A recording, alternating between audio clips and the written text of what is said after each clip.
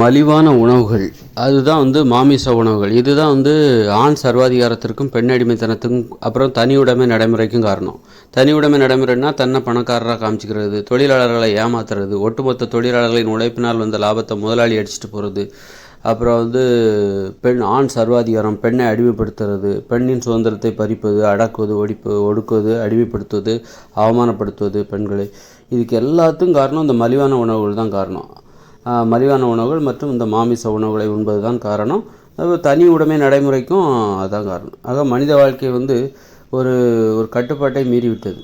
இந்த உலகத்தில் நியாயம், நீதி, நேர்மை எதுவுமே எதுக்குமே இங்கே இடம் இல்லை. இங்கே ஒரு பொதுவான நியாயம் என்பது இல்லை. அவங்கவுங்க யார் வலிமையானவர்களோ அவர்கள் தான் வெற்றி பெற்றவர்கள், அவர்கள் தான் நல்லா வாழ்வாங்க. அப்படிங்கும்போது மக்கள் என்ன பண்ணிட்டாங்க, இந்த உலகத்தில் எதுவுமே இல்லை. அப்போ ஆறுதலை தரக்கூடிய விஷயம் எது அப்படின்னா, அப்போ இந்த மலிவான உணவுகள் தான் ஆறுதலை தரும். இங்கே மலிவான உணவுகள் தான் ஆறுதலை தரக்கூடிய. இங்கே நியாயங்கள் இல்லை, அநியாயங்கள் தான் அதிகரித்து விட்டது. அப்படி இருக்கும்போது இங்கே மக்கள் என்ன பண்ணிட்டாங்க, சரி இந்த இடத்துல நமக்கு ஆறுதலை தரக்கூடிய விஷயம் போதை ஏதாவது தேவைப்படுது. இப்போது இங்கே நடக்கிற அநியாயங்கள்லேருந்து நம்மளை கொஞ்ச நேரம் அதை மறக்கணும், நமது கவனத்தை திருப்பணும். அப்படிங்கிற மாதிரி தண்ணி அடிக்கிற மாதிரி என்ன பண்ணுறாங்க, இட்லி, பூரி, பொங்கல், தோசை, பிரியாணி, பழைய சாதம் இது போன்று மலிவான உணவுகளை சாப்பிட்டு தொலைக்கிறாங்க. அப்புறம் பெரிய பணக்காரனாகணும், பெரிய வீடு கட்டணும், இந்த மாதிரியான விஷயங்கள் தனி உடைமை நடைமுறை, நிறைய பணக்காரராகணும், அந்த மாதிரியான விஷயங்களில் கவனம் செலுத்துகிறாங்க. அதனால் இந்த இயந்திர அறிவியல் உலகில் இங்கே ஏற்றத்தாழ்வுகள், அப்புறம் மலிவான உணவுகள், போதை உணவுகள், சாதி மத வேறுபாடுகள், வேற்றுமையை வலியுறுத்துகிற. அப்போ இங்கே பகுத்தறிவு என்பது இங்கே பிழைப்பதற்கு உதவாது. இங்கே மூட நம்பிக்கைகள் தான். நீங்கள் இங்கே பகுத்தறிவோடு இருந்தீங்கன்னா உங்களால் உங்களுக்கு பிழைக்க முடியாது. அதனால் நீங்கள் மூட நம்பிக்கையோடு இருப்பது தான் இங்கே சிறந்தது. ஏன்னா இங்கே அடிப்படையில் நீங்கள் பகுத்தறிவோடு இருந்தீங்கன்னா உங்களுக்கு உண்மை என்னன்னு தெரியும். ஆனால் அந்த உலகத்தை மாற்ற முடியாது உங்களால். இந்த உலகத்தில் உள்ள குற்றங்கள், குறைகள் எல்லாமே உங்களுக்கு தெரியும். ஆனால் இங்கே நீங்கள் எதையும் மாற்ற முடியாது. இந்த இயந்திர அறிவியல் உலகம் இப்படித்தான் இயங்கும். சாதிகள் இருக்கும், மதங்கள் இருக்கும், மூட நம்பிக்கைகள் இருக்கும், ஏற்றத்தாழ்வுகள் இருக்கும், பொது உடைமை நடைமுறை இருக்காது, தனி உடைமை நடைமுறை தான் இருக்கும். முதலாளிகள் தொழிலாளர்களை ஏமாற்றுவாங்க, பெண்களை ஆண்களை அடிமைப்படுத்துவாங்க, ஒடுக்குவாங்க, அவமானப்படுத்துவாங்க. பெண்களும் ஆண்களை அடிமைப்படுத்தி ஏமாற்றிட்டு பிழைப்பாங்க. இப்படி ஒருத்தர் ஏமாற்றி பிழைக்கிறது தான் இந்த இயந்திர அறிவியல் உலக வாழ்க்கை முறையாக இருக்கிறது. அப்படி இருக்கும்போது இங்கே நீங்கள் பகுத்தறிவோடு இருந்தாக்கா உங்களுக்கு உண்மை தெரியும். ஆனால் இந்த உலகத்தை நீங்கள் மாற்ற முடியாது. இந்த உலகம் அதன் போக்கில் போயிடும். அப்படி இருக்கும்போது நீங்கள் உங்களுக்கு அப்போது மக்கள் என்ன நினைக்கிறாங்கனாக்கா, இங்கே நீங்கள் உண்மைகளை தெரிஞ்சிக்கக்கூடாது, பொய்களை தான் தெரிஞ்சுக்கணும். அப்போ தான் நீங்கள் ஒரு பணக்காரராக முடியும், பெரிய வீடு கட்ட முடியும். அதை பொருளாதார அடிப்படையில் இங்கே நீங்கள் உங்களை உயர்த்திக்கணும். அப்படின்னா அறிவை வளர்த்துக்கிறதுனால உங்களை உயர்த்திக்க முடியாது. ஒரு பெரிய வீடு கட்டினா தான் நீங்கள் உயர்ந்தவராக முடியும்.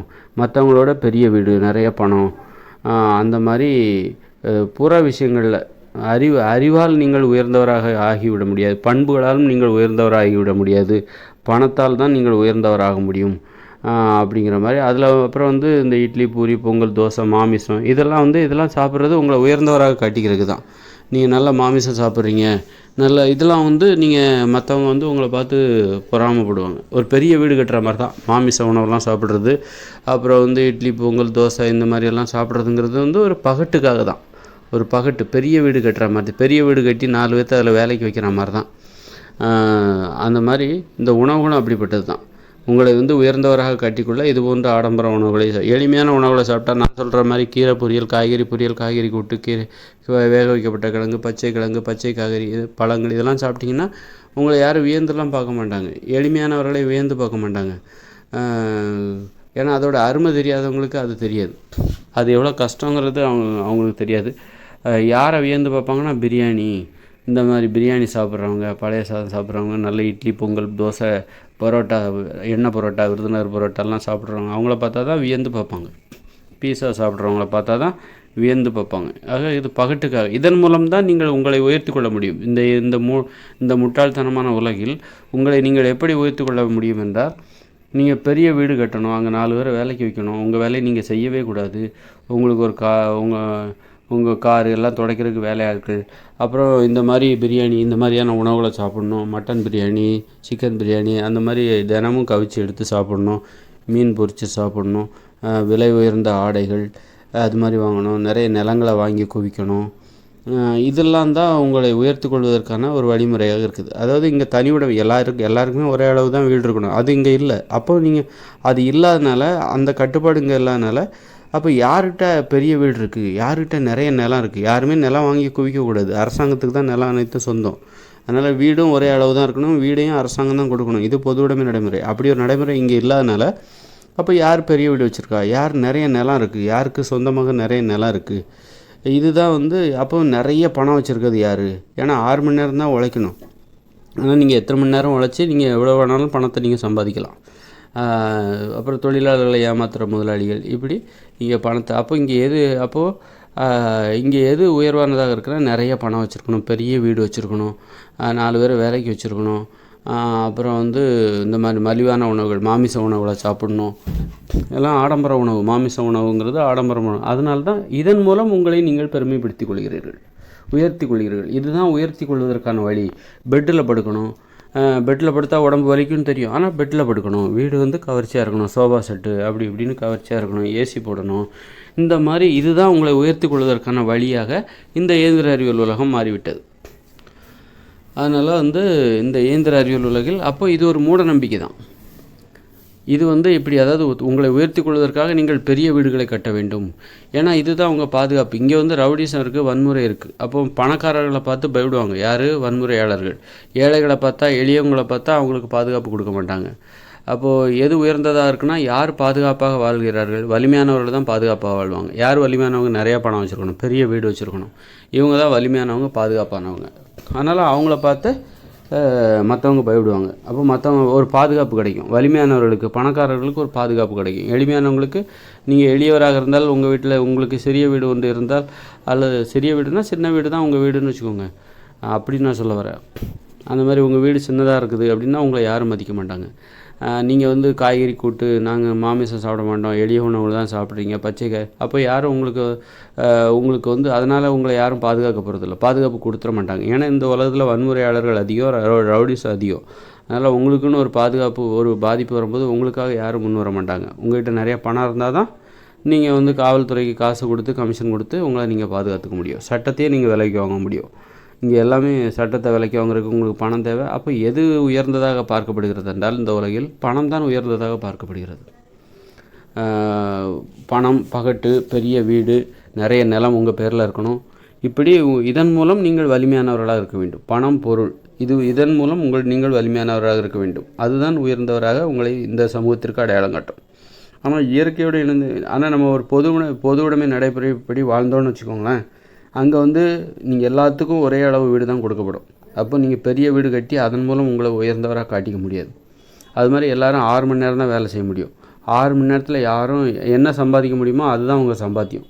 இன்றைக்கி நீங்கள் நிறைய நேரம் வேலை பார்க்கலாம், 24 மணி நேரம் கூட வேலை பார்க்கலாம்.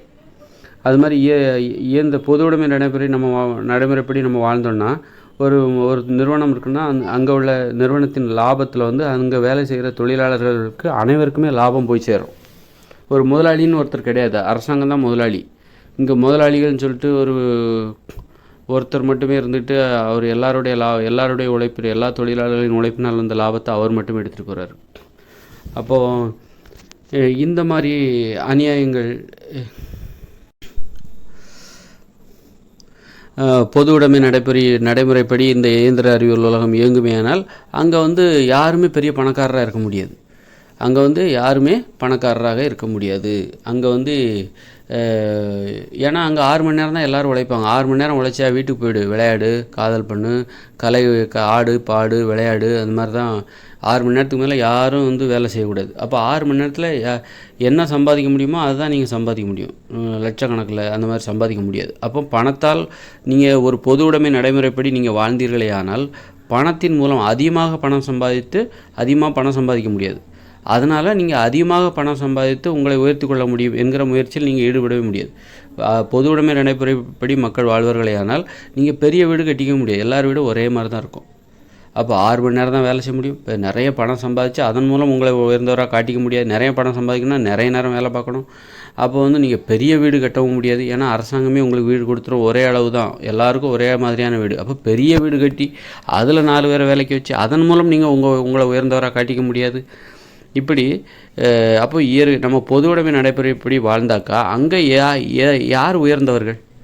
ஏன்னா அங்கே பெரிய வீடு கட்ட முடியாது. அப்புறம் நிறைய நிலம் உங்கள் பேரில் வாங்கவே முடியாது. ஏன்னா நிலமெல்லாம் அரசாங்கத்துக்கு தான் சொந்தம். அப்புறம் பெரிய தொழில் நிறுவனத்தை ஆரம்பித்து அந்த தொழிலாளர்களின் லாபத்தை எல்லாம் நீங்கள் கொள்ளையடிச்சிட்டு போகவும் முடியாது. அரசாங்கம் தான் அந்த நிறுவனங்களின் நிலங்களின் உரிமையாளர் யாருன்னா, முதலாளி யாருன்னா அரசாங்கம் தான். அப்புறம் அந்த தொழில் நிறுவனத்தில் வருகிற லாபத்தில் ஒரு 50% பங்கினை அந்த தொழிலாளர்களுக்கு போய் சேரும். மீதி 50% பங்கு இந்த நிறுவனத்தின் பேரில் போய் சேரும். யாரும் முதலாளின்ட்டு ஒருத்தர் அங்கே கிடையாது, அரசாங்கம் தான் முதலாளி. அப்போ நீங்கள் ஒரு பொது உடைமைப்படி நம்ம வாழ்ந்தோன்னா, பொது உடைமை நடைமுறைப்படி நம்ம வாழ்ந்தோன்னாக்கா நீங்கள் ஒரு முதலாளியாகியோ அல்லது தொழிலாளர்களின் லாபத்தை எல்லாம் உழைப்பினால் லாபத்தை அடிச்சுட்டு போய் நீங்கள் பெரிய பணக்காரராக ஆக முடியாது.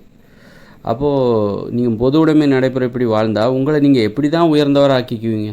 ஏன்னா பெரிய வீடும் கட்ட முடியாதுங்க, அரசாங்கமே வீடு கொடுத்துரும். நிலத்தையும் வாங்கி குவிக்க முடியாது. நிலமெல்லாம் அரசாங்கத்துக்கு தான் சொந்தம். நிறைய முதலாளியாக இருந்து தொழிலாளர்களின் உழைப்பினால் லாபத்தையும் அடிச்சுட்டு போக முடியாது.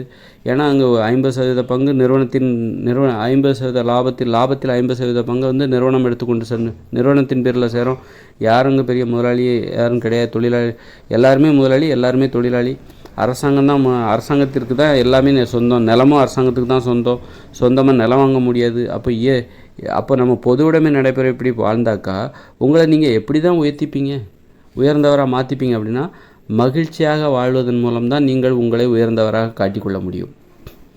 இந்த தற்போதுள்ள இயந்திர அறிவியல் உலகில் நீங்கள் உங்களை உயர்ந்தவராக காட்டிக்கொள்ள வேண்டுமென்றால் என்ன பண்ணுறீங்க? பெரிய வீடு கட்டுறீங்க, நிறைய நிலங்களை வாங்கி குவிக்கிறீங்க, நிறைய பணத்தை சம்பாதிக்கிறீங்க, முழு நேரமும் பணம் தொழில்னு உழைக்கிறீங்க. அதன் மூலம் நீங்கள் உங்களை உயர்ந்தவராக காட்டிக்கொள்கிறீங்க. அப்படி தானே?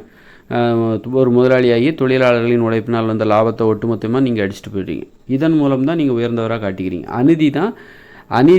அநீதி என்கிற நடைமுறை வழியாக நீங்கள் உங்களை உயர்ந்தவராக காட்டிக்கொள்ள முடியும். தற்போதுள்ள இயந்திர அறிவியல் உலகில் தனி உடைமை நடைமுறையை பின்பற்றுகிற தற்போதைய இயந்திர அறிவியல் உலகில் நீங்கள் உங்களை உயர்ந்தவராக காட்டிக்கொள்வதற்கு ரொம்ப மலிவான விஷயங்கள் தான் பயன்படுது. நிறைய பணம் சம்பாதிக்கணும், பெரிய வீடு கட்டணும், 4 பேர் அங்கே வேலைக்கு வைக்கணும், நிறைய நிலங்களை உங்கள் பேரில் சேர்த்து வைக்கணும், சொத்துக்களை சேர்த்து வைக்கணும், நிறைய பணத்தை சேர்த்து வைக்கணும். ஆனால் பொது உடைமை நடைமுறைப்படி நம்ம வாழ்ந்திருப்போமே ஆனால் அங்கே எல்லாத்துக்கும் ஒரே அளவு வீடு தான். அதனால் பெரிய வீடு கட்டி நீங்கள் பெரியவராக உங்களை நிரூபிக்க முடியாது. அது மாதிரி நிறைய பணம் சம்பாதிக்க முடியும். ஏன்னா 6 மணி நேரம் தான் நீங்கள் வேலை செய்ய முடியும் அங்கே. அது மாதிரி நிறைய பணமும் சம்பாதிக்க முடியும். ஏன்னா நீங்கள் முதலாளியாகி நிறைய தொழிலாளர்களின் உழைப்பினால் லாபத்தை நீங்கள் அடிச்சுட்டு போக முடியாது. ஏங்க பொது உடைமை நடைமுறைப்படி அரசாங்கம் தான் ஒரு தொழில் நிறுவனத்தை ஆரம்பிக்கும். அங்கே அரசாங்கம் தான் தொழில் நிறுவனத்தின் முதலாளியாக இருப்பாங்க. தொழில் நிறுவனத்தில் வேலை பார்க்குற அத்தனை தொழிலாளர்களும் முதலாளியாகவும் இருப்பாங்க. அவர்களின் தகுதி, கல்வி தகுதி, திறமை இவற்றின் அடிப்படையில் அந்த தொழில் நிறுவனத்தின் லாபத்தில் அவர்களுக்கும் பங்கு உண்டு. அப்போது நீங்கள் ஒரு பொது உடைமை நடைமுறைப்படி வாழ்ந்தீங்கன்னா உங்களை நீங்கள் உயர்த்திக்கிறதுக்கு பெரிய வீடு கட்ட முடியாது, நிறைய நிலங்களை வாங்கி குவிக்க முடியாது, நிறைய பணத்தை சேர்த்துக்க முடியாது. அப்போ நீங்கள் அங்கே எப்படி தான் உங்கள் உயர்ந்தவராக காட்டிப்பீங்க? ஏன்னா உயர்ந்தவராக காட்டிக்கணும்ல. எல்லாருக்கும் ஒரு போட்டி ஒன்று இருக்குது, வாழ்க்கையில் ஒரு போட்டி இருக்குது. மற்றவங்கள விட நாம் சிறப்பாக ஏதாவது ஒரு வகையில் இருக்கும். அப்போ மகிழ்ச்சியாக வாழ்வதில் தான் நீங்கள் உங்களை உயர்ந்தவராக காட்டிக்கொள்ள முடியும். பொது உடைமை நடைமுறைப்படி நம்ம வாழ்ந்திருந்தோம் அப்படின்னா நாம் எப்படி நம்மளை உயர்ந்தவராக காட்டிக்கொள்ள முடியும்னா மகிழ்ச்சியாக வாழ்வதன் மூலம், அறிவுடையவராக வாழ்வதன் மூலம், நல்லா காதலிப்பது, மனைவி மீது அன்பு செலுத்துவது, குடும்பத்தாருடன் நேரம் செலவழிப்பது, விளையாடுவது. தொழிலுக்கு ஒரு 6 மணி நேரம் தான், ஒரு 6 மணி நேரம். அப்புறம் ஒரு 2 ஏக்கர் நிலம் ஒவ்வொருத்தருக்கும் கொடுத்துடுவோம், அதில் ஒரு 2 மணி நேரம்.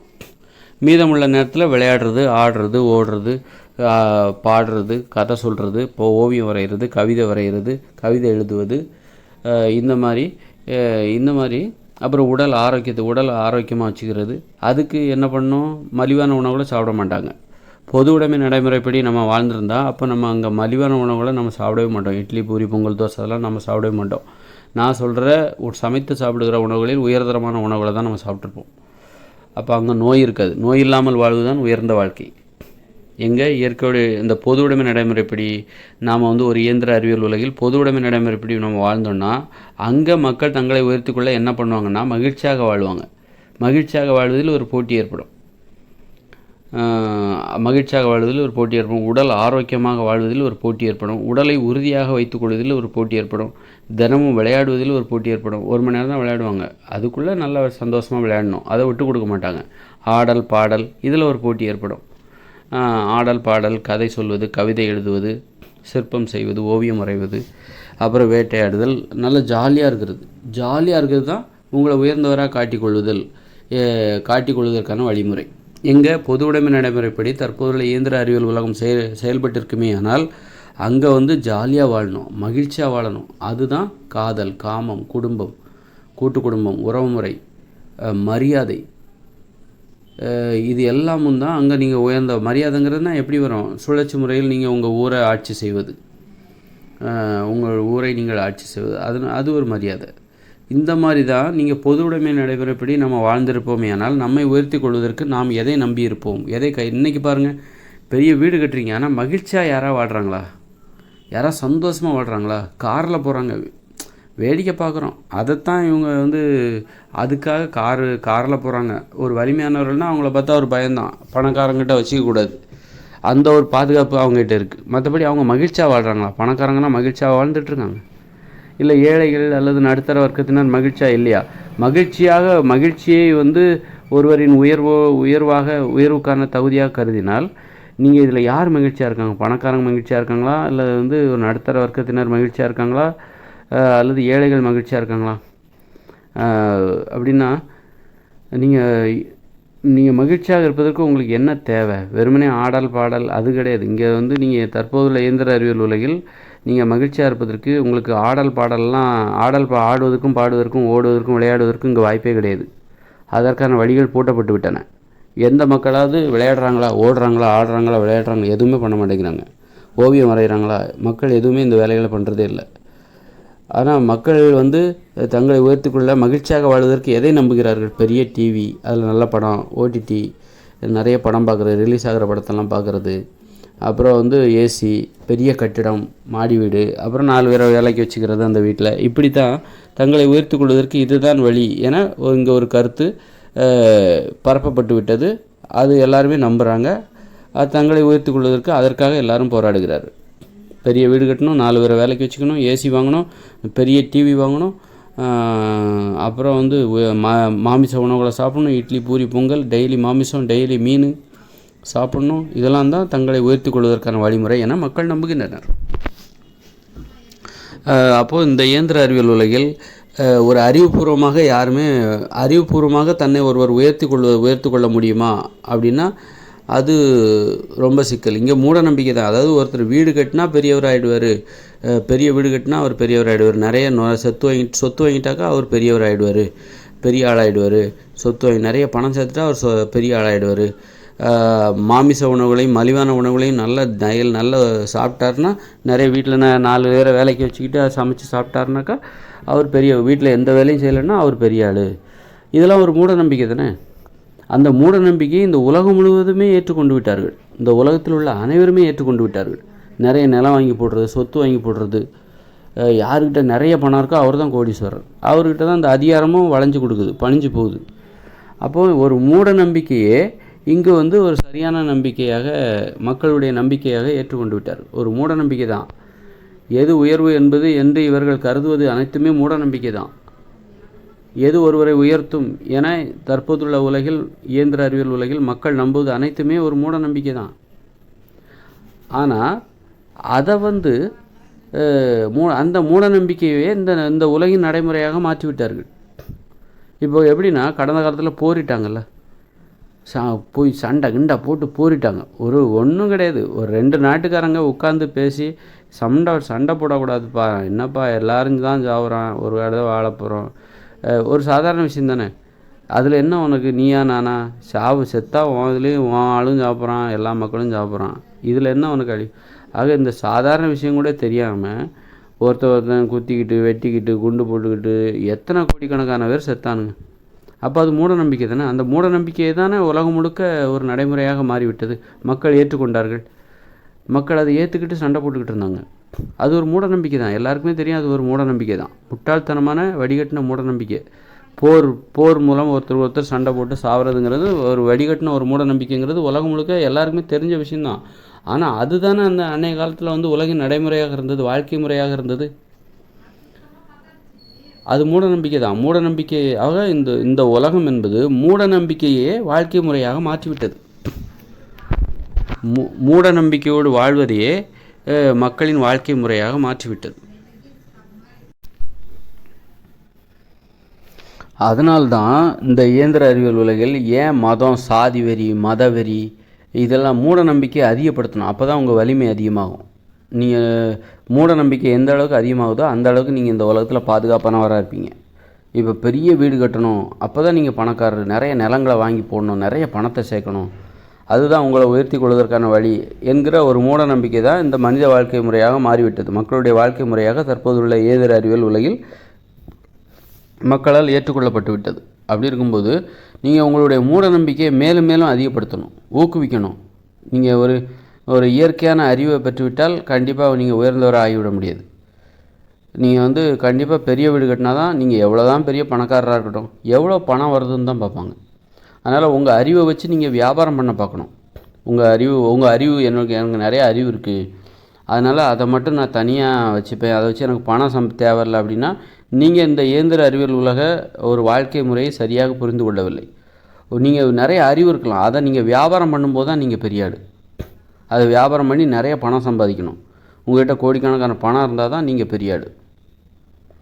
உங்களுக்கு இயற்கையான அறிவு நிறைய இருக்கலாம், ஆனால் நீங்கள் வந்து உங்களுக்கு பணத்தின் மீது ஆசை இல்லை, உங்களுக்கு அதிகாரத்தின் மீது ஆசை இல்லை, பதவி மீது ஆசை இல்லை அப்படின்னா கண்டிப்பாக நீங்கள் பெரிய ஆளாக உங்களை யாரும் இந்த உலகம் ஏற்றுக்காது.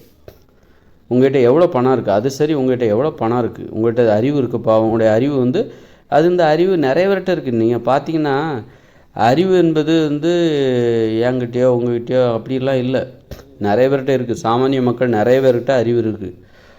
நிறைய பேர் அறிவுபூர்வமாக பேசுவாங்க. அறிவுபூர்வமாக பேசுகிறதுக்கு இங்கெல்லாம் பஞ்சம் நிறைய பேர் இருக்காங்க. அது ரொம்ப அதிகமாக இருக்குன்னு சொல்ல மாட்டேன். அங்கொன்றும் இங்கொன்றுமாக ஒரு 1000 பேர்த்துக்கு ஒருத்தர் என்கிற விகிதாச்சாரப்படி அறிவுடன் பேசுகிறவர்கள் இந்த உலகம் முழுக்க இருக்காங்க. ஒரு 1000 பேர்த்துக்கு ஒருத்தர்னு வச்சுக்கோங்களேன், இருக்காங்க. ஆனால் யார் இதில் பெரிய ஆடுனா, யார் தனது அறிவை வைத்து பணம் சம்பாதிக்கிறார் அவரை தான் இந்த உலகம் பெரிய ஆளாக பார்க்குது. நிறைய பணம் சம்பாதிக்கிறாரு, நிறைய சொத்துக்களை வாங்குறாரு, அவரை தான் இந்த உலகம் அறிவாளியாக பார்க்குது. ஏன்னா அதுதான் இந்த உலகத்தில் அவங்க தான் வலிமையானவர்களாக இருக்கும். நீ அறிவோடு இருக்கிறது முக்கியம் கிடையாது, நீ வலிமையானவராக இருக்கணும். உனக்கு அந்த அறிவு உனக்கு பாதுகாப்பை கொடுக்குதா? நாளைக்கு ஒரு ரவுடி வரான், நீ பெரிய அறிவாளி தான்ப்பா, நாளைக்கு ஒரு ரவுடிலாம் வராங்க, உன்னை அடிக்க வராங்க, உன்னால் பாதுகாக்க முடியுமா? உங்கள்கிட்ட நிறைய பணம் இருந்ததுன்னா, உன்கிட்ட நிறைய அறிவு இருக்குன்னா உன்னுடைய ரவுடி வந்து உன்னை விட்டுட்டு போயிடுவானா? என்கிட்ட நிறைய அறிவு இருக்குது, என்கிட்ட வந்து சண்டை போடுறியப்பா அப்படின்னா அவன் விட்டுட்டு போயிடுவானா? நிறைய அறிவு இருந்தால் மட்டும் போதாது, நிறைய பணமும் இருக்கணும். அப்போ தான் வந்து உடனே வந்து ஒரு ஃபோனை போட்டு போலீஸுக்கு ஃபோனை போட்டு வாங்க ஆளுக்கு போலீஸுக்கு நிறைய கமிஷன் கொடுத்து இவங்கள 2ல் 1 பாருங்கள் அப்படின்னா அவன் உடனே போலீஸ்காரங்க அவங்களுக்கு அந்த நிறைய பணம் உள்ள அந்த அறிவுடையவருக்கு வேண்டிய உதவிகளை செய்வாங்க. அதனால் பதவியில் இருக்கவங்க, ஆட்சியில் இருக்கவங்க எல்லோரும் இந்த பணத்துக்கு எல்லாம் கமிஷன், ஊழல், லஞ்சம், கையூட்டு, பணம் கொடுத்தா தான் வேலை நடக்கும் அப்படிங்கிற மாதிரியான ஒரு சூழல் ஆகிப்போச்சு. அதனால் நீங்கள் நிறைய அறிவோடு இருக்கிறது முக்கியம் இல்லை. நிறைய அறிவோடு நிறைய பேர் இருக்காங்க. அதை வச்சு நீங்கள் பணம் சம்பாதிக்கிறீங்களா, அப்போ தான் நீங்கள் அறிவாளி. அதனால் வந்து அது நேரத்தில் நீங்கள் நேர்மையாகவும் இருக்கணும், ஏமாற்றவும் கூடாது. உங்களை ஏமாற்றாமல் நேர்மையாக இருந்து உங்கள் அறிவை வச்சு நீங்கள் எப்படி பணம் சம்பாதிக்கிறீங்க அப்படிங்கிறதை மக்கள் எல்லாத்தையும் கவனிப்பாங்க.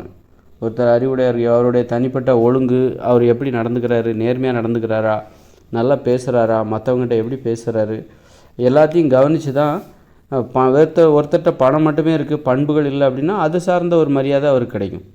மற்றபடி மற்ற மரியாதை கிடைக்காது. ஒருத்தர்கிட்ட நல்ல பண்பும் இருக்குது, பணமும் இருக்குது, நேர்மையாகவும் இருக்காருன்னா அதுக்கு தகுந்த ஒரு மரியாதை, கூடுதல் மரியாதை என்பது அவருக்கு கிடைக்கும். இல்லை எனக்கு வந்து பணம் இருந்தால் போதும், எனக்கு நேர்மையாக நான் இருந்து அதன் மூலம் மக்களிடமிருந்து கிடைக்கிற மரியாதை எனக்கு தேவையில்லை, பணத்தின் மூலமாக எனக்கு மக்கள் எந்த அளவுக்கு என்ன மதிப்பாங்களோ அது மட்டும் எனக்கு போதும் அப்படின்னா அதுக்கு தகுந்த மரியாதை தான் மக்களிடமிருந்து கிடைக்கும். இல்லை நீங்கள் நான் பணத்தையும் சம்பாதிப்பேன், நேர்மையாகவும் இருப்பேன், அறிவோடையும் இருப்பேன் அப்படின்னா மக்கள் அதற்கு தகுந்த மரியாதையை உங்களுக்கு கொடுப்பாங்க. பணமே இல்லை அப்படின்னா ஆனால் அறிவு மட்டும் நிறையா இருக்குது அப்படின்னா கொஞ்சோண்டு மரியாதை தான் கிடைக்கும். 1 2 பேர் தான் உங்களை மதிப்பாங்க. சொல்லிட்டு போயிட்டே இருப்பாங்க, அவ்வளோதான்.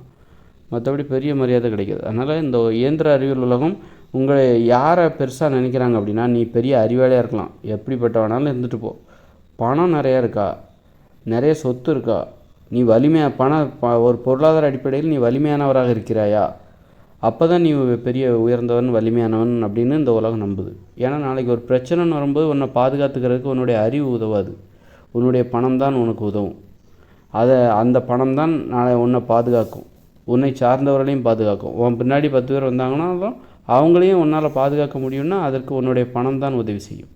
அதனால் இங்கே யார்கிட்ட பணமும் அதிகாரமும் பதவியும் இருக்குதோ அவர்களிடம் அறிவு இருந்தால் அவர்களுக்கு அறிவுடையவர்கள்ட்ட பணமும் இருக்கணும். வெறும் அறிவு மட்டும் இருந்தால் போதாது, பணம் இருக்கணும், பதவி இருக்கணும், அதிகாரம் இருக்கணும், சொத்து இருக்கணும். அப்போ தான் அவர்கள் பின்னால் மக்கள் கூடுவார்கள், அவர்களை வலிமையானவர்கள் என்று நம்புவார்கள்.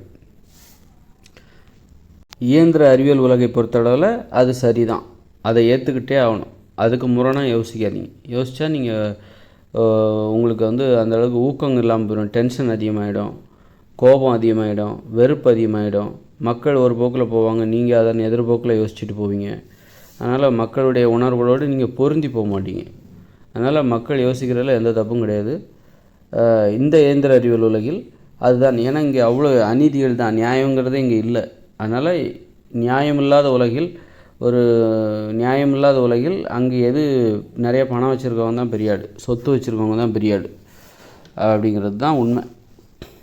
அதனால் இந்த இயந்திர அறிவியல் உலகில் நீங்கள் மாமிசம் சாப்பிட்டா தான் பெரியாடு, நிறைய மலிவான உணவுகளை சாப்பிடணும், அப்போ தான் நீங்கள் பெரியாடு அப்படிங்கிற மாதிரி ஒரு கருத்து இருக்குது.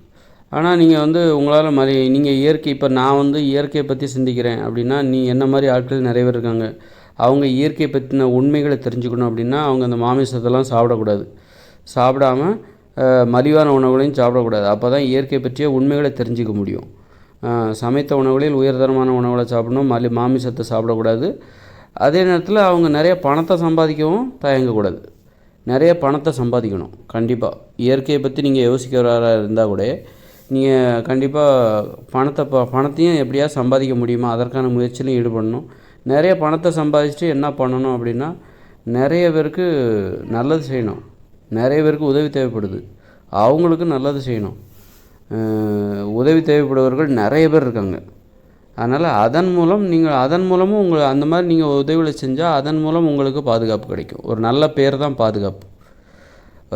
அந்த நல்ல பேர் இருக்குல்ல, அது மாதிரி நீங்கள் நல்லது செய்கிறீங்க அப்படின்னா உங்கள் பேச்சுக்கும் உங்கள் நடத்தைக்கும் என்ன தொடர்பு இருக்குது, நல்லது செய்கிறீங்க, நிறைய பேருக்கு உதவி செய்கிறீங்க, நியாயமான உதவிகளை செய்கிறீர்கள், சும்மா அள்ளி கொடுத்து வள்ளல்ங்கிற பேர் வாங்காமல் முறையாக அந்த பணத்தை முறையாக செலவழித்து பயனுள்ள வகையில் பிறருக்கு உதவியாக அதை மாற்றுகிறீர்கள் அப்படின்னா மக்களுக்கு உங்கள் மேலே ஒரு நல்ல மரியாதை ஏற்படும். அந்த நல்ல மரியாதையே நல்ல பெயர் உங்களுக்கு கிடைக்கும். அந்த நல்ல மரியாதையும் நல்ல பெயரும் உங்களுக்கு பாதுகாப்பாக அமையும். அது மாதிரி எதெல்லாம் மூட நம்பிக்கையோ அதெல்லாம் உங்களை உயர்த்தும்னு நம்புகிறாங்க மக்கள். இந்த மாதிரி மாமிசத்தை சாப்பிட்றது உங்களை உயர்த்தும்னு நம்புகிறாங்க. மாமிச உணவுகளை சாப்பிடுவது, வேலைக்கு ஆள் வச்சுக்கிறது, அவங்கவுங்க வேலையை செய்கிறத விட மற்றவங்கள வச்சு வேலையை செய்கிறது, அதெல்லாம் உங்களை உயர்த்தும்னு நம்புகிறாங்க. பெண்களை அடிமைப்படுத்துவது உங்களை உயர்த்தும் என நம்புகிறார்கள். மக்கள் என்ன நினைக்கிறாங்கன்னா, பெண்களை அடிமைப்படுத்தணும், சம உரிமை கொடுக்கக்கூடாது, அந்த மாதிரி அப்படி அடிமையாக வச்சுருந்தா தான் அதை இந்த மக்கள் வியந்து பார்ப்பாங்க. ஒரு ஆண் ஒரு சர்வாதிகார உணர்ச்சியோடு இருக்கணும். அப்படி சர்வாதிகார உணர்ச்சியோடு இருக்கிற ஆண்கள் தான் வன்முறை உணர்ச்சி உடையவர்களாக இருப்பார்கள். அவர்களிடம் மனிதத்தன்மை என்பது இருக்காது. அவர்கள் வலிமையானவர்களாக இருப்பார்கள். அவர்களை பார்த்தால் மக்கள் பயப்படுவார்கள். அதனால் வன்முறை உணர்ச்சியை அதிகப்படுத்துவதற்காக, மூட நம்பிக்கைகளை அதிகப்படுத்துவதற்காக அவங்க என்ன பண்ணுறாங்கனாக்கா, பெண்களை அடிமைப்படுத்துகிறாங்க. அடிமைப்படுத்தும் போது ஒரு கோபம்லாம் வருதில்ல, பெண்களை அடிமைப்படுத்தும் போது தன் விருப்பப்படி, ஒரு ஆணின் விருப்பப்படி அந்த பெண் நடந்து கொள்ளணும்னு சொல்லிட்டு அந்த பெண்ணை கட்டுப்படுத்துகிறாங்க, ஒடுக்குறாங்க, அடக்குறாங்க, அடிமைப்படுத்துகிறாங்க, அவமானம். அதில் ஒரு டென்ஷன் வருதில்ல, அந்த டென்ஷன் இதெல்லாம் வன்முறை உணர்ச்சி அதிகப்படுத்தும். அதுமாதிரி மாமிசத்தை உண்பது, ஒரு மனிதத்தன்மை இல்லாமல் இருப்பது, இரக்கம், கருணை, இந்த பண்புகளெல்லாம் இல்லாமல் இருப்பவர்கள் தான் இந்த உலகத்தில் வலிமையானவர்கள். அவர்களை பார்த்து தான் இந்த உலகம் பயப்படுகிறது. அதனால் எப்படி இருந்தால் இந்த உலகம் பயப்படும்? பெண்கள் பயப்படுவாங்க, எளிமையானவங்க பயப்படுவாங்க, எளிமையானவர்கள்னால் அதாவது வலிமையானவர்களாக இருக்க வேண்டுமென்றால் எளிமையானவர்களை நீங்கள் பயமுறுத்தணும், அடக்கணும், ஒடுக்கணும், அவமானப்படுத்தணும், அடிமைப்படுத்தணும். எளிமையானவர்கள் லிஸ்ட்டில் பெண்களும் சேர்ந்துருவாங்க. அந்த மாதிரி பெண் அடிமைத்தனம் இதெல்லாம் ஒரு மூட நம்பிக்கை. எதெல்லாம் மூட நம்பிக்கையோ அதையெல்லாம் தூக்கி பிடிக்கிறாங்க. மூட நம்பிக்கைகள் தான் இந்த உலகில் உங்களை உயர்த்தும் அப்படின்னு நம்புகிறாங்க. மூட நம்பிக்கைகள் தான் உங்களை உயர்த்துவதற்கு இந்த இயந்திர அறிவியல் உலகில் உங்களை உயர்த்தும். அதனால் மூட நம்பிக்கை எதெல்லாம் மூட நம்பிக்கையோ அதெல்லாம் நீங்கள் வந்து இப்போ நோய் கூட உயர்த்தும்னு நம்புகிறாங்க. அந்த அளவுக்கு இப்போ சிலர் கண்ணாடி போடுவாங்க. கண்ணாடி போடுறது அழகாக இருக்குது, மற்றவங்க பார்க்கும்போது படித்த பிள்ளை மாதிரி தெரியும், அதனால் நான் கண்ணாடி போடுறேன், கண்ணாடி போடுவதை விரும்புகிறேன் அப்படின்ட்டு அவங்க அப்போது வந்து அது கண் பார்வை குறைபாட்டினாலும் நீங்கள் கண்ணாடி போடுறீங்க. ஆனால் வந்து அதை கூட புரிஞ்சிக்காமல் கண்ணாடி போட்டால் மற்றவங்க படித்த பிள்ளை மாதிரி நினைக்கிறாங்கன்றக்காக நான் கண்ணாடி போடுறேன், படித்தவர் போல் இருக்குது, கெத்தாக இருக்குது கண்ணாடி போடுறது, அதனால் நான் கண்ணாடி போட்டுக்கிறேன், என் கண் பார்வை குறைபாடு, அதனால் என் கண் பார்வை குறைபாட்டுக்கு நான் நன்றி சொல்கிறேன், பெருமையாக நினைக்கிறேன், என் கண் குறைபாடாக இருக்கிறது பெருமையாக நினைக்கிறேன், அதனால தான் நான் கண்ணாடி போடுறேன் அப்படின்னு நினச்சி கண்ணாடி போடுறவங்க இருக்காங்க. அப்புறம் நிறைய நோய் வந்துச்சுன்னா டக்குன்னு ஒரு அப்போலோவில் போய் ட்ரீட்மெண்ட் எடுக்கிறேன், அப்போலோவில் போய் பெரிய பெரிய ஆஸ்பத்திரியில் போய் அப்பாயின்மெண்ட் வாங்கி ட்ரீட்மெண்ட் எடுக்கிறேன், இவங்க தான் என் ஃபேமிலி டாக்டர், இப்படி சொல்கிறதுல பெருமைப்படுறாங்க. இந்த மாதிரி அது ஒரு நோய்க்காக நீங்கள் போகிறீங்க, ஆரோக்கியமாக இருப்பதை பெருமையாக நினைக்காமல் நோய்க்காக போய் பெரிய உயர்தரமான ஆஸ்பத்திரியில் போய் லட்சக்கணக்கில் செலவு பண்ணுறதுல இவங்க பெருமையாக இருக்காங்க. லட்சக்கணக்கான பணத்தை எளிதாக கொடுத்து விட்டு வந்து விடுகிறார்கள், செலவு செய்து விட்டு வந்து, அதை இவங்க பெருமையாக நினைக்கிறாங்க. அந்த மாதிரி சுய கட்டுப்பாடு, ஒரு உண்ணா நோன்பு, இதன் மூலம் நோயை குணப்படுத்த முடியும் அப்படின்லாம் இவங்க நினைக்கிறதில்ல. லட்சக்கணக்கான பணத்தை செலவழித்து எதுவுமே செய்யாமல் மற்றவங்க இவங்க நோயை குணப்படுத்தணும், ஆனால் இவங்க நோயை குணப்படுத்துறதுக்கு இவங்க எதையுமே செய்ய மாட்டாங்களாம்மா. அந்த மாதிரி நோய்களை வந்து பெருமையாக நினைக்கிறாங்க. உடல் ஆரோக்கியத்தை வந்து பெருமையாக நினைக்கிறதில்ல. ஏன்னா ஒரு வன்முறையாளர்களுக்கு வன்முறை தான் இங்கே வலிமையானவர்கள், வன்முறையாளர்கள் தான் இங்கே வலிமையானவர்கள் அப்படின்னா வன்முறையாளர்களுக்கு கண்டிப்பாக நோய் வரும். அப்போ நோயாளிகள் இன்னும் வலிமையானவர்களாக இருப்பார்கள், இன்னும் வன்முறையாளர்களாக அவர்கள் இருப்பார்கள். நோயாளிகள் வந்து இன்னும் பல மடங்கு வன்முறையாளர்களாக அவங்க இருப்பாங்க. நோயாளிகளிடம் அன்பு பாசம் என்பது இருக்காது. அதனால் நோயாளிகளாக இருப்பது என்பது பெருமையான விஷயந்தான். ஏன்னா நோயாளிகளோட இன்னொரு குணம், அவர்கள் மிகுந்த வன்முறையாளர்களாகவும் பழி உணர்ச்சி உடையவர்களாகவும் எளிதில் மன்னிக்கின்ற மனப்பான்மை அவர்களிடம் இருக்கவே இருக்காது. அதனால் நோயாளிகளாக இருப்பது இன்னும் நல்லது. நோயாளிகளை பார்த்து இந்த மக்கள் பயப்படுவாங்க. ஆரோக்கியமானவர்கள் எளிமையானவர்கள் பயப்படுவாங்க நோயாளிகளை பார்த்து. நோயாளிகள்னால் சாதாரணமாக நினச்சிடாதீங்க, அவங்க வந்து இப்போ சாதாரணமான ஆள் கிடையாது. அவங்க எதையும் அவ்வளோ ஈஸியாக மறக்க மாட்டாங்க. அவங்க வன்முறை உணர்ச்சி உடையவர்களாக இருப்பார்கள். அவர்களுக்கு அன்பு பாசம் எதுவுமே கிடையாது. அதனால் நோயாளிகளாக இருப்பது கூட பிறரை அச்சுறுத்துவதற்கு உதவியாக இருக்கும் அப்படிங்கிறது மக்களுடைய நம்பிக்கையாகவும் புரிதலாகவும் இருக்கிறது. ஆக மூட நம்பிக்கை எதெல்லாம் மூட நம்பிக்கையோ அதெல்லாம் வந்து மக்கள் கொண்டாடுறாங்க, வரவேற்கிறாங்க. மூட நம்பிக்கைகளை வந்து அது இழிவானதுன்னு நினைக்க மாட்டேன். அதுதான் இந்த இயந்திர அறிவியல் உலகில் பாதுகாப்பானது. நீங்கள் வீட்டில் கத்தி வச்சுருக்கீங்க, துப்பாக்கி வச்சுருக்கீங்க, அதை நீங்கள் பெருமையாக நினைப்பீங்க.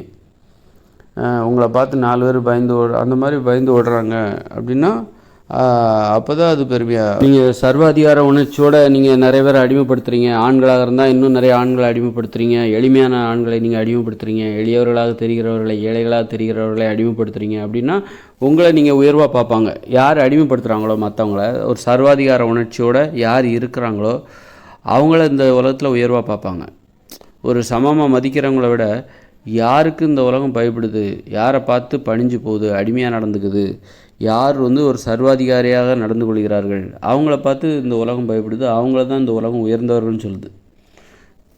அதனால் யார் வந்து பிறரை அடிமைப்படுத்துகிறார்கள் அவர்களைத்தான் இந்த உலகம் பெரியவர்கள். அதனால் என்ன பண்ணுறாங்க, பெண்களை அடிமைப்படுத்துறதுக்கு போட்டி போடுறாங்க. தன்னை பெரியவர்களாக காட்டிக்கொள்ள அடிமைப்படுத்துவதற்கு போட்டி போடுகிறார்கள். அப்படி போட்டி போடும்போது பெண்கள் வந்து ரொம்ப எளிதாக அடிமைப்படுத்த முடிகிறது, பெண்களை வந்து எளிதாக அடிமைப்படுத்த முடிகிறது அப்படின்னு நம்புகிறாங்க. அதனால் பெண்களை அடிமைப்படுத்துகிறவர்கள் தான் உயர்ந்தவர்கள். அடிமைப்படுத்துவதற்கு இங்கு பெண்கள் இருக்கணும். பெண் அடிமைகளாக இருந்தால்தான் தன்னை உயர்வாக காட்டிக்கொள்ள முடியும். ஆண்கள் வந்து தங்களை வந்து உயர்வாக காட்டிக்கொள்ள முடியும். அதனால் இந்த சர்வாதிகாரம் இருக்கலாம், ஆண் சர்வாதிகாரம் என்பது இங்கு வரவேற்பை பெறுகிறது. பெண் அடிமைத்தனமும் வரவேற்பை பெறுகிறது. ஏன்னா ஆண் வந்து சர்வாதிகாரியாக இருப்பதற்கு, தன்னை உணர்வதற்கு பெண்களை அடிமையாக இருக்கணும். அதனால் பெண் அடிமைத்தனத்தை விட்டு கொடுக்க யாருக்கும் மனசு இல்லை.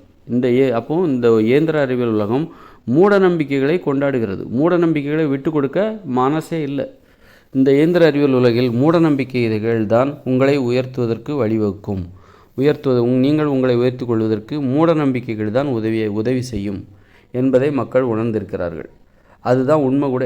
அந்த அளவுக்கு இந்த உலகம் கெட்டு போய்விட்டது. கெட்டுப்போன ஒரு உலகமாக இயந்திர அறிவியல் உலகம் இருக்கிறது. அதனால் இந்த இயந்திர அறிவியல் உலகில் உங்களை உயர்த்து கொள்வதற்கு நீங்கள் என்ன பண்ணணுன்னா, ஒரு சர்வாதிகாரியாக இருக்கணும், அப்புறம் நிறைய பணம் இருக்கணும், சொத்து சேர்க்கணும், பொருளாதாரத்தில் வலிமையானவர்களாக இருக்கணும். அந்த மாதிரி உங்கள்கிட்ட அறிவு இருந்தாலும் அதனால் அந்த அறிவை வச்சு உங்களால் பணம் சம்பாதிக்க முடியுமா? அதுதான் உங்களை வலிமையானவர்களாக இந்த அப்போ மக்கள் உங்களை வலிமையானவர்களாக ஏற்றுக்கொள்வார்கள். மற்றபடி வேறு அறிவு, இவர்கிட்ட வியக்கத்தகுந்த அறிவு இருக்குது, அதை வச்சுட்டு என்ன நாக்கா வலிக்க முடியும் அப்படின்னு தான் கேட்பாங்க மக்கள். நிறைய பணம் சம்பாதிச்சியா? அப்போ நீ அதுதான் திறமை. நிறைய அறிவு இருக்குங்கிறது அது ஒரு திறமைனாலும் அதை வச்சு நீ நிறைய பணம் சம்பாதிக்கிறல்ல, அப்போ தான் உன்னை திறமையானவராக நினைப்பாங்க. திறமை என்பது வேறு, அறிவு என்பது தகுதியாக இருக்கலாம். அறிவு என்பது தகுதியாக இருக்கலாம். அறிவை பெறுவதற்கு உனக்கு திறமை தேவையில்லை. நீ எல்லாரையும் போல் வாழ்ந்தால் உனக்கு தேவையான அறிவு என்பது வந்துவிடும். ஆனால் பணம் சம்பாதிப்பதற்கு திறமை தேவைப்படுகிறது. அந்த திறமையைத்தான் இந்த உலகம் வியந்து பார்க்கிறது, மதிக்கிறது. அதனால் பணம் சம்பாதிப்பதன் மூலம் ஒருவரிடம் எவ்வளோ பணம் இருக்கிறது என்பதை இந்த உலகம் உற்று பார்க்கிறது. அவர்கிட்ட நிறைய பணம் இருக்கா, நிறைய சொத்து இருக்கா, அப்போ கண்டிப்பாக அவர் திறமையானவர். திறமையானவர்களை தான் இந்த உலகம் மதிக்கிறதே தவிர அறிவாளிகளை அல்ல, அறிவுடையவர்களை அல்ல. அறிவுடையவர்கள் திறமையானவர்களாக இருக்கிறார்களா, அதற்கு அறிவுடையவர்களை எட்டி பார்க்கிறது. அவரது மடியில் எவ்வளோ பணம் வைத்திருக்கிறார், எவ்வளோ சொத்து சேர்த்து வைத்திருக்கிறார், அதன் அடிப்படையில் அவர் வலிமையானவர், அவர் திறமையானவர் என்பதை உலகம் ஒப்புக்கொண்டு அதற்குரிய மரியாதையை கொடுக்கிறது. அதனால் அறிவு என்பது தகுதி என்றால் பணக்காரராக இருப்பது, அந்த அறிவை வைத்து பணம் சம்பாதிப்பது என்பது திறமை. அந்த திறமையும் தகுதியும் ஒருத்தர்கிட்ட இருக்கணும். இந்த ரெண்டும் இருந்தால் தான் இந்த உலகம் உங்களை மதிக்கும். அதனால் பணத்துக்கு எதிராக சிந்திக்கிறது அது இல்லாமல் பணத்துக்கு ஆதரவு நேர்மையான வழியில் பணத்தை சம்பாதிக்கணும். அதுதான் அதை இன்னும் வியந்து பார்க்கும். நேர்மையான வழியில் இருக்கிறாரு, நிறையா பணம் சம்பாதிக்கிறாரு அப்படின்ற மாதிரி இன்னும் வியந்து பார்க்கும். உங்களுடைய நேர்மையை வியந்து பார்க்கும். அது உங்களுடைய தகுதி. நேர்மை என்பது உங்களுடைய தகுதி, அறிவு என்பது உங்களுடைய தகுதி. நேர்மையாக இருந்ததால் தான் உங்களுக்கு அறிவு என்பது பெறப்படுகிறது. அப்புறம் அந்த நேர்மை அறிவு அந்த தகுதியை வைத்துக்கொண்டு நீங்கள் அதை பணமாக மாற்றுகிறீர்கள். அது உங்களுடைய திறமை. திறமை 50%, தகுதி 50%. நேர்மை அறிவு என்பது தகுதி. அது தகுதி என்பது 50%, திறமை என்பது 50%. இந்த இரண்டு சேர்ந்தால் 100. உங்களை இடைவிடுவதற்கு இந்த இரண்டையும் மக்கள் பார்க்கிறார்கள். அந்த ஏற்றத்தாழ்வுகள், அதாவது தனி உடைமை நடைமுறை என்பது நிறைய சொத்து வச்சுருக்கீங்க, நிறைய பணத்தை வச்சுருக்கீங்க, உங்கள் அறிவை வச்சுக்கிட்டு நீங்கள் நிறைய பணம் சம்பாதிக்கிறீங்க நேர்மையான வழியில். நிறைய பணம் சம்பாதிப்பதன் மூலம் நீங்கள் பணக்காரராக பிறரை விட பொருளாதாரத்தில் உயர்ந்து விடுகிறீர்கள் அப்படிங்கிறது தான் ஒரு தனி உடைமை நடைமுறை. அப்போது இந்த இயந்திர அறிவியல் உலகில் எதை வியந்து பார்க்கிறார்கள் என்றால் தனி உடைமை நடைமுறையை தான். தனியாக இருந்து நீங்கள் எந்த அளவுக்கு உடைமைகளை சேர்த்து வைத்திருக்கிறீர்கள், உங்கள் உடைமைகளில் உங்கள் பொருளாதாரம் என்பது ஒரு உடைமை. நீங்கள் தனியாக இருந்து உங்களுடைய உடைமைகள் எந்த அளவுக்கு உயர்வாக இருக்குது, உங்கள்கிட்ட அதிகமாக இருக்குது, மற்றவரோடு ஒப்பிடும்பொழுது நீங்கள் எந்த அளவுக்கு உங்களுக்கு சொந்தமான உடைமைகளை சேர்த்து வைத்திருக்கிறீர்கள், நீங்கள் சொத்து எந்த அளவுக்கு இருக்குது, பணம் எந்த அளவுக்கு இருக்குது, இதெல்லாம் தனி உடைமை நடைமுறை. இதுதான் தனி உடைமை நடைமுறை. பொது உடைமை நடைமுறைன்னா எல்லாத்துக்கும் ஒரே மாதிரியான வீடு, எல்லாத்துக்கும் 6 மணி நேரம் தான் வேலை பார்க்கணும், இதுதான் பொது உடைமை நடைமுறை. ஆனால் தனி உடைமை நடைமுறைங்கிறது உங்கள் வீடு எவ்வளோ பெருசாக இருக்குது, மற்றவங்கள விட எந்த அளவுக்கு பெரிதாக இருக்கிறது, எந்த அளவுக்கு நிறைய பணம் சேர்த்து வச்சு, எந்த அளவுக்கு சொத்து சேர்த்து வைக்கிறீங்க, இது எல்லாமே பொது உடைமை நடைமுறையில் அனுமதிக்கப்படாத ஒரு நடைமுறை. அதைத்தான் இந்த தனி உடைமை நடைமுறையில் உங்களுடைய திறமையாக கொண்டாடுகிறார்கள். நீங்கள் எந்த அளவுக்கு ஒரு தனியாளாக இருந்து உங்களுடைய உடைமையின் அளவுகள் எந்த அளவுக்கு நீங்கள் உடைமைகளை பெருக்கிக் கொள்கிறீர்கள், சொந்தமாக்கி கொள்கிறீர்கள், அதுதான் தனி உடைமை நடைமுறைங்கிறது. அந்த மாதிரி தனி உடைமை நடைமுறைனா உங்களுடைய உடைமைகளை, உங்களுடைய பொருளாதாரத்தை, உங்களுடைய பணத்தின் அளவை நீங்கள் எந்த அளவுக்கு பெருக்கிக் கொள்கிறீர்கள், மற்றவர்களை காட்டிலும் உங்களை ஒப்பிட்டு உங்களுடைய உயர்வை மதிப்பிடுவதற்கு அதன் மூலம் தான் உங்களுடைய உயர்வை மதிப்பிடுகிறார்கள். இதுதான் தனி உடைமை நடைமுறைங்கிறது. அப்போ மக்கள் ஏன் இவ்வளோ மலிவான உணவுகளை சாப்பிட்றாங்க? இட்லி, பூரி, பொங்கல், தோசை, மாமிசம், பழைய சாதம், பிரியாணி, பரோட்டா, தோசை அப்படின்னு சொல்லிட்டு பஜ்ஜி, சமோசா, பேக்கரி ஏன் இந்த மாதிரி சாப்பிட்றாங்க? இந்த மாதிரி சாப்பிட்றதுல ஏன் போட்டி போடுறாங்க? அப்போ தான் உங்களுடைய மூட நம்பிக்கைகள் அதிகரிக்கும். உங்களுக்கு பேராசை ஏற்படும். பிறருக்கு சமமாக வாழ்வதை உங்கள் மனம் ஒப்புக்கொள்ளாது. பிறரை விட உயர்வான பொருளாதாரத்தை சம்பாதிக்கணும், சொத்துக்களை சேர்க்கணும் அப்படிங்கிற அந்த மூட நம்பிக்கை இருக்குல்ல, சமத்துவத்தை விரும்பாத, ஏற்றத்தாழ்வுகளை கொண்டாடுகிற அந்த மனநிலை, அதுதான் மூட நம்பிக்கை. அந்த மூட நம்பிக்கையை ஊக்குவிக்கணுன்னாக்கா நீங்கள் இட்லி, பூரி, பொங்கல் நிறைய சாப்பிட்ணும், மாமிசம் நிறைய சாப்பிட்ணும். ஏன்னா மாமிசம்லாம் சாப்பிடாமல் போயிட்டீங்கன்னு வச்சுக்கோங்க, நீங்கள் இயற்கையான உணவுகளை, நான் சொல்கிற சமைத்து சாப்பிடுவதில் உயர்தரமான உணவுகள், அதை சாப்பிட்டீங்கன்னு வச்சுக்கோங்களேன், என்ன ஆகுனாக்கா உங்களுக்கு வந்து ஏற்றத்தாழ்வுகளை நீங்கள் விரும்ப மாட்டீங்க. கண்டிப்பாக உங்களால் நிறைய பணத்தை சம்பாதிக்க முடியாது, அந்த மாதிரி ஆகிடும். அதுதான் வந்து அதனால் மக்கள் வந்து நான் உயர்தரமான உணவுகளை சாப்பிட்றதுக்கு பதிலாக மலிவான உணவுகளை விரும்பி சாப்பிட்றாங்க. அப்போ தான் அவர்கள் தங்களுடைய தனி உடைமை நடைமுறை அந்த மனப்பான்மையை அதிகரித்து கொள்ள முடியும், தனி உடைமைகளை பெருக்கிக் கொள்ள முடியும். மூட நம்பிக்கைகளை அதுக்கு தேவை நல்ல மூட நம்பிக்கைகளை ஊக்குவிக்கிற மாதிரி மூட நம்பிக்கைகளை வளர்க்கிற உணவுகளை சாப்பிட்றது. அதனால தான் இட்லி, பூரி, பொங்கல்லாம் மக்கள் சாப்பிட்றாங்க. எல்லாத்தையும் ஒரு காரணத்தோடு தான் சாப்பிட்டுட்ருக்காங்க. மக்கள் ஒன்றும் தெரியாமல் சாப்பிடல, எல்லாத்துக்கும் ஒரு காரணம் வச்சுருக்காங்க. அதை கண்டுபிடிக்கணும், அதுதான் அறிவு. நீங்கள் எப்படி இருக்காதீங்க, இது தப்பு அப்படின்னு சொல்கிறத விட அவங்க ஏன் இதெல்லாம் செய்கிறாங்க, மக்கள் ஏன் இதை செய்கிறாங்க, அதை கண்டுபிடிக்கணும். மக்கள் எல்லாத்தையும் அதாவது தவறாக இருந்தாலும் அதில் ஒரு சரியான காரணம் இருக்கிறது, அதை கண்டுபிடிக்கணும். அதே நேரத்தில் அப்படியே மக்களுக்கு கூஜா தூக்கிடக்கூடாது. ஏன்னா மக்கள் வந்து ரொம்ப ஓவராக பண்ணிகிட்ருப்பாங்க. அதில் நம்ம நிறைய மூட நம்பிக்கைகள் தேவையில்ல விஷயம், அதெல்லாம் தேவையில்ல. மக்களோட போக்கில் போகிறதுக்கு அந்தளவுக்கு மக்கள் வந்து ரொம்ப அறிவுபூர்வமானவர்கள். அவங்க செய்கிற எல்லா காரியத்துக்கும் ஒரு காரணம் இருக்கும் அப்படின்லாம் இல்லாமல், அவங்க ஒரு சரியான விஷயம், அவங்க நம்புகிற ஒரு விஷயம் சரின்னு நினச்சி அவங்க தப்பாக நிறைய பண்ணிகிட்ருப்பாங்க.